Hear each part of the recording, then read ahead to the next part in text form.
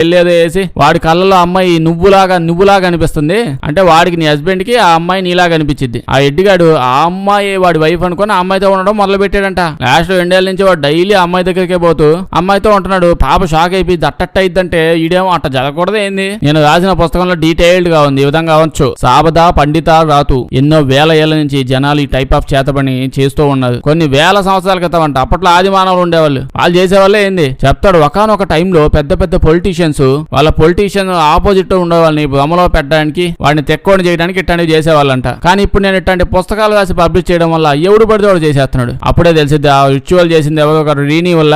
ఆవిడే సలూన్ కూడా వచ్చింది కదా చేసింది. కొండ కోణంలోకి వెళ్ళిపోయి ఇంకో చేతబడి ఆంటీని కనుక్కొని సాబతా బంధిత రాత అని చెప్పల్లా పుస్తకం. ఆ పుస్తకం నీట్ గా ముసలావిడ ఇద్దరు కలిసి బాగా 4 రోజుల పాటు బాగా చదివి కొన్ని టెస్ట్ షూట్లు అవి చేసి కలసికట్టుగా చేతబడి ప్రాసెస్ స్టార్ట్ చేసేసారు. అది బాగా కష్టమైన ప్రాసెస్ అంట. దాంట్లో 3 రోజుల పాటు ఫుడ్ తినకూడదు, పడుకోకూడదు, కదలకుండా అట్లా కూర్చొని